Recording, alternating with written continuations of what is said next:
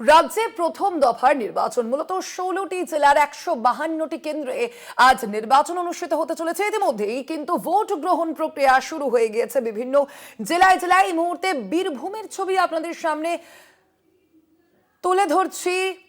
16টি জেলায় 152টি আসনে একেবারে হাড্ডাহাড্ডি লড়াই।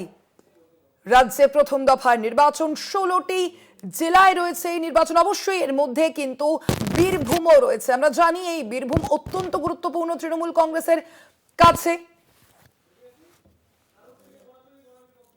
আর এই যে বীরভূমের 11টি কেন্দ্র রয়েছে তার মধ্যে রয়েছে অত্যন্ত গুরুত্বপূর্ণ একটি কেন্দ্র নানুর থেকে সরাসরি রয়েছেন আমাদের প্রতিনিধি মনা বীরবংশী। মনা, প্রথম দফার নির্বাচন আজকে অবশ্যই একটা গুরুত্বপূর্ণ পরীক্ষা সব প্রার্থীদের জন্য। নানুর যে কেন্দ্র রয়েছে আমরা আগেই জেনেছি তুমি সেখানে দাঁড়িয়ে রয়েছো, ঠিক কোন বুথে রয়েছো তুমি? সেখানে নিরাপত্তা ব্যবস্থা সকাল থেকে ঠিক কেমন সেই ছবি সামনে আসছে? ভোটাররা তারা কি ইতিমধ্যেই বুথ কেন্দ্রে এসেছেন?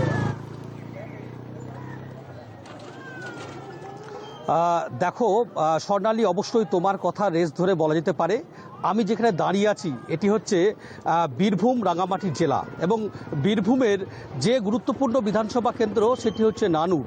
এই নানুর হচ্ছে চণ্ডীদাসের মাটি, এবং এই নানুর থেকেই একসময় বলা যেতে পারে যে বর্তমান যে শাসক দল অর্থাৎ তৃণমূল কংগ্রেস, সেই তৃণমূল কংগ্রেসের বিশেষ করে এই যে সরকারে আসা তার যে সূচনা পর্ব, এই নানুর থেকেই কিন্তু তৃণমূল কংগ্রেসের উত্থান। কারণ তুমি জানো যে এই নানুরের মাটিতেই 2000 সালে 27 জুলাই সুজপুর গণা হত্যা হয়েছিল।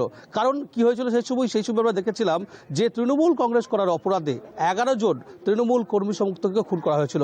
সেই একটা টার্নিং পয়েন্ট, তারপর থেকেই মমতা বন্দ্যোপাধ্যায় ঝাঁপিয়ে পড়েছিলেন বিরোধী নেত্রী হিসেবে। এবং অবশ্যই পশ্চিমবঙ্গে এ রাজ্যে তৃণমূল ক্ষমতায় আসার নেপথ্যে অত্যন্ত গুরুত্বপূর্ণ একটি কেন্দ্র, সেটি হচ্ছে নানুর। সেই নানুরের আমি এই মুহূর্তে যেখানে রয়েছি সেটি হচ্ছে পাপুরি গ্রাম হচ্ছেন বীরভূম জেলা পরিষদের সভাধিপতি কাজল শেখ। তুমি জানো যে বিশেষ করে এবারে কাজল শেখ অন্য ভূমিকায় রয়েছেন। তিনি বীরভূমে যে 11টি বিধানসভা কেন্দ্র রয়েছে তার মধ্যে অন্যতম সেটি হচ্ছে হাসন বিধানসভা কেন্দ্র। সেখানে কাজল শেখ এবারে প্রার্থী, তিনি লড়াই করছেন, কন্টেস্ট করছেন। সেই পাপুরি যে প্রাথমিক বিদ্যালয় যেখানে 236 এবং 37 নম্বর বুথ, সেই বুথের সামনে আমি দাঁড়িয়ে রয়েছি। সকাল থেকে কিন্তু এসে পৌঁছেছি, আমরা বীরভূম জেলার বিভিন্ন প্রান্ত থেকে কিন্তু ঘুরছি। আমি তোমাকে সরাসরি একেবারে এই ছবিটাই নিয়ে যাব। দেখো এই মুহূর্তে দাঁড়িয়ে পাপুরি যে প্রাথমিক বিদ্যালয় যেখানে দুটি বুথ রয়েছে 236 এবং 237, সেই প্রাথমিক বিদ্যালয়ের সে বুথের ঠিক বাইরে এই মুহূর্তে দাঁড়িয়ে আমরা দেখতে পাচ্ছি যে বিশেষ করে এটি সংখ্যালঘু অধ্যুষিত গ্রাম, এবং এখানে স্কুলের ঠিক বাইরে অর্থাৎ বুথের ঠিক বাইরে লম্বা দুটি লাইন পড়েছে। একটি দেখতে পাচ্ছি পুরুষ লাইন, অপর দেখতে পাচ্ছি মহিলা লাইন। অবশ্যই আমি তোমাকে নিরাপত্তার পর্বটাও দেখাবো, আমার সহকর্মী যে রয়েছে ক্যামেরা পার্সন তাকে বলবো দেখানোর জন্য।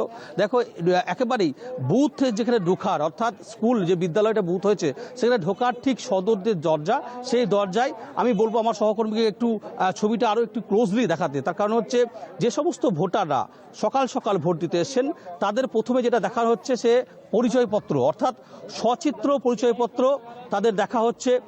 তারপরে দেখা হচ্ছে বিএলওরা অর্থাৎ বুথ লেভেল যে অফিসাররা যে ভোটার স্লিপ বাড়িতে দিয়ে আসা হয়েছে, তার কোন কেন্দ্রে ভোট, তার কত নম্বর বুথ, কত নম্বর রুম, সেই স্লিপ দিয়েও কিন্তু এসেছেন। এবং প্রথমেই এখানে আমরা দেখতে পাচ্ছি মহিলা এবং পুরুষ কেন্দ্র বাহিনীর যে জওয়ান, সেই জওয়ানরা কিন্তু এই মুহূর্তে দাঁড়িয়ে সেই ভোটারদের তাদের পরিচয়পত্র আগে খতিয়ে দেখছেন, আইডেন্টিফিকেশন করছেন যে সেই ব্যক্তি কি নান।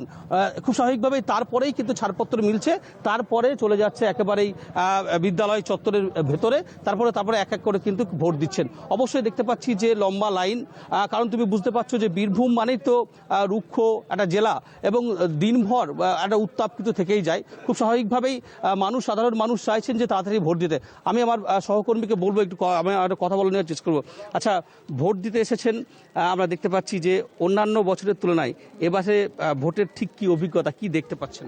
এবছরে খুব কঠিন, অনেক দাঁড়াইতে হচ্ছে, অনেক ক্যামেরা ছবি তোলা এগুলো সব দেখতে পাচ্ছি। সেটাও কি আপনারা তো সেটাও চান যে অবাধ সুষ্ঠু শান্তিপূর্ণ একটা নির্বাচন, সেটা তো অবশ্যই যে শান্তিপূর্ণভাবে ভোট হোক আমাদের, এটাই আমরা চাইছি। এখন তো এই পাপুরি গ্রাম একদমই শান্ত, একসময় তো আপনাদের ঘুমি ভাঙতো হয়তো বোমার শব্দে, বাতাসে থাকতো বারুদের গন্ধ। এখন তো শান্ত, এখন খুবই শান্ত। এখন যদি রাস্তায় না পড়ে থাকে তা কেউ নেবে না, নেবার ক্ষমতা নাই।